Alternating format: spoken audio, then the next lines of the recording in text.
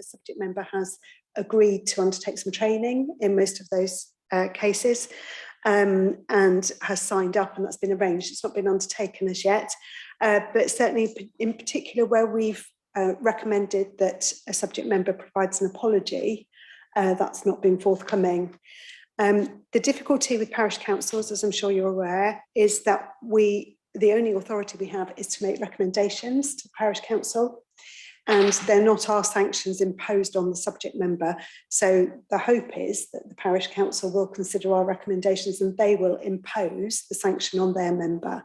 But if they don't, we have limited powers as a city council as to what we can do.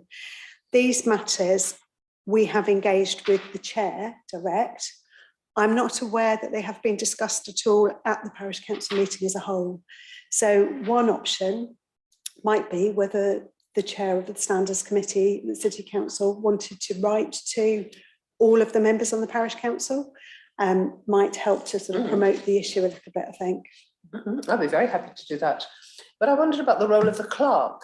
Is it worth trying to use the clerk, who is a paid employee of the parish council, I believe, or else offer some training to the clerk, who might be more willing to do it than the members of the parish council? I don't know. What? I think one of the parish councils in particular hasn't had a clerk for some time and may have a temporary resource in place at the moment, but I'm not sure. I think the chair's taking the role of both chairing and clerking. Not good. But so you think the only thing we can do at the moment is for me to write to everybody? I think that might be quite effective because we don't have any way of knowing whether other parish councillors on that parish council are even aware, or whether really it's just with the chair. So I think it might be quite useful to write to all members, and that might be a way of them at least getting it on the agenda at a parish council meeting for a discussion about it. Because there's a lot of reputational damage to the parish council, but even to us, I think, isn't there? So we must make sure people do take it seriously, and I think you're right. It's best to write to all members of the committee, parish council, I mean. Good, yes.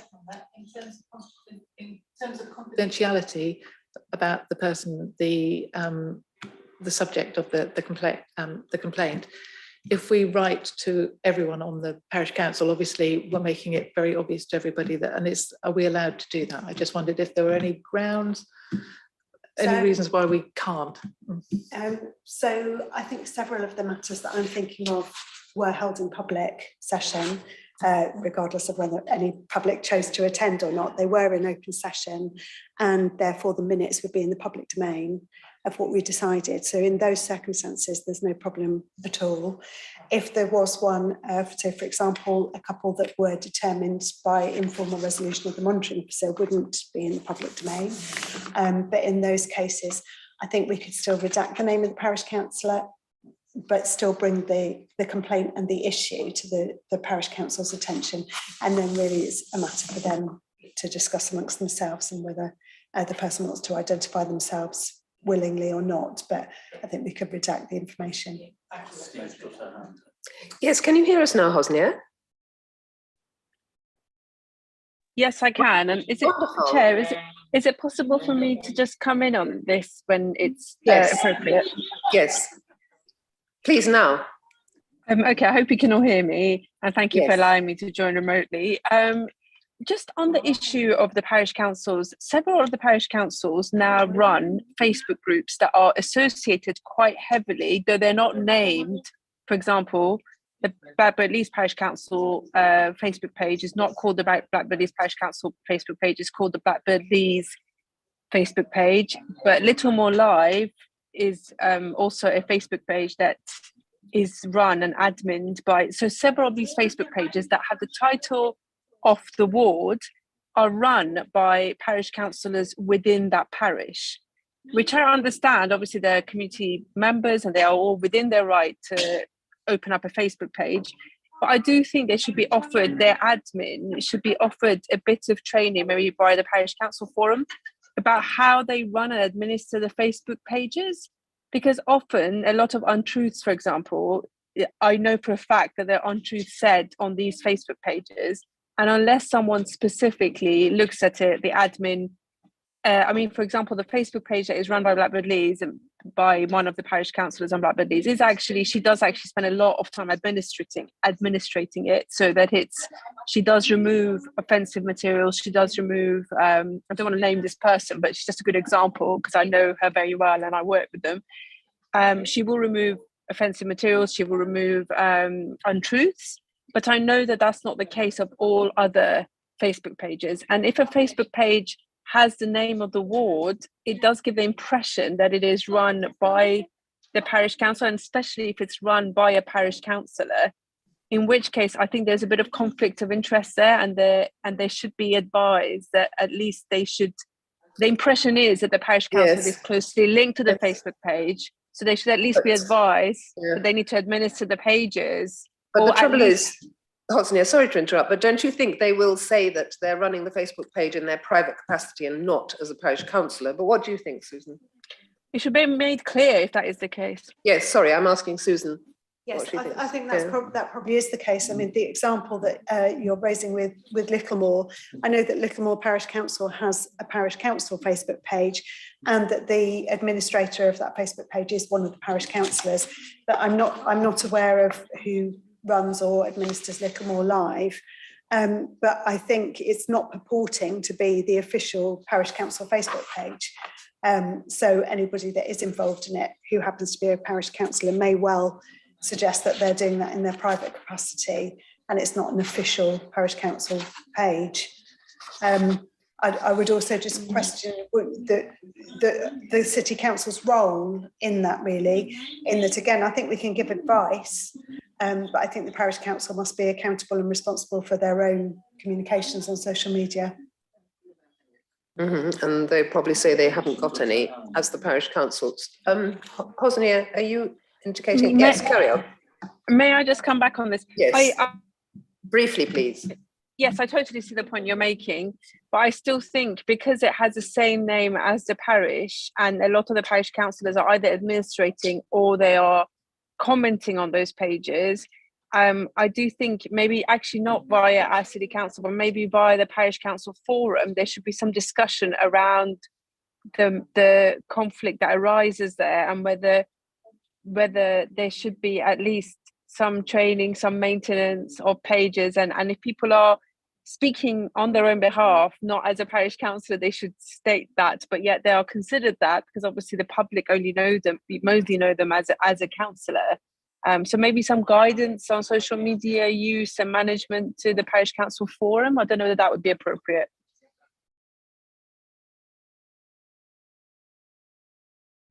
Ajaz. Yeah, I was just going to say that if they are related and they acknowledge that they're related, then we can offer the training, and they say that that is our page. Mm-hmm. If they take ownership, then we can offer training, or somebody could offer training. Yeah, but I bet they don't. No, but anyway, that's certainly a good idea. Yes, thank you. Any other points on item 3 of our agenda? Right, we'll move. Well, we're going to come back to this topic, I think, briefly on the next item, but we'll move now to agenda item 4, which is looking at the minutes, and I'll check them first for accuracy. Page 7 and page 8. This is just the first set of minutes. Everybody agree that they're accurate? Thank you. Okay, I'll sign those as a correct record.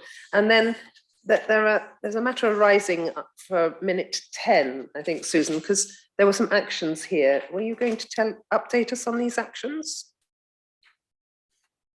Or Lucy, was it you who's going to update us?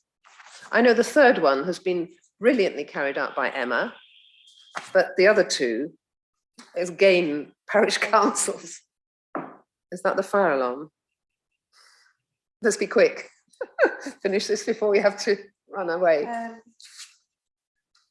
So is that a reference to paragraph 9 of? No, paragraph 10. Yes, that is yes. Paragraph 9. Oh, yes. Yes, that's right. Yes. You were going to update us at this meeting. That's the that's the feedback on those cases. Yeah, thank you, Lucy. So the first one, 18644, in your second bullet point. That's number 5 on the second page. Sorry, Susan. Yeah, thank you. So that particular matter, that might be a fire alarm. To stop. Yes, so has that been done So now, that the social particular media matter, training? No, so, sorry, with that one, yes. Okay. Social media training, the subject counsellor has completed it. Respectful and positive social media e-learning training course through Nimble. So that has been completed, that Excellent. one. And the next one? That's 18644. 17352 is another parish councillor. 1352. That's the one determined by the local hearing panel against Okay. a parish councillor. In that particular one, the subject member was asked to provide a formal written apology to the complainant and also to, sorry, not the complainant, but to an individual and also to the parish council, and that hasn't been done. And the subject member was asked to undertake code of conduct training, and that has apparently been offered and signed up for, but not completed, not been undertaken as yet. So that could be my first letter to all the parish councillors. Yes, absolutely. Okay. That would be I hope one we Lucy's would- going to draft it for me. Poor Lucy. and also with that one, we recommended that the subject councillor not be on the personnel committee for the parish council, and I understand that he's not anyway, so that's Good. been affected. Good.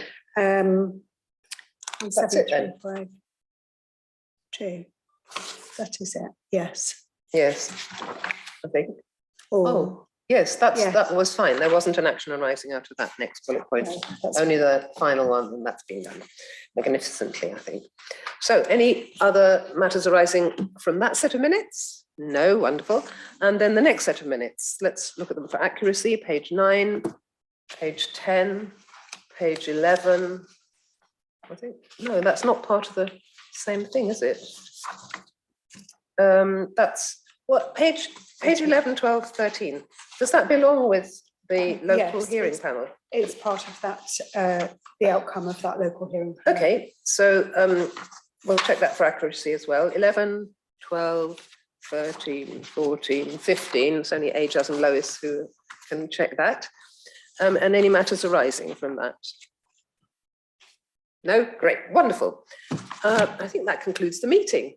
Do you all agree? Except for one important thing, and that is to say goodbye to Susan, because I gather you're leaving fairly soon, and this is probably your last standards committee meeting. This will be my last standards meeting, yes. I'm off in a couple of months. Thank you for having me. Well, it was I've really lovely. enjoyed it here Oh, and good. learned a lot. So We'll miss Thank you you, a lot. Susan, for everything. Thank you, Susan, for everything. Thank you. I think we should applaud or something. well, thanks. Yes.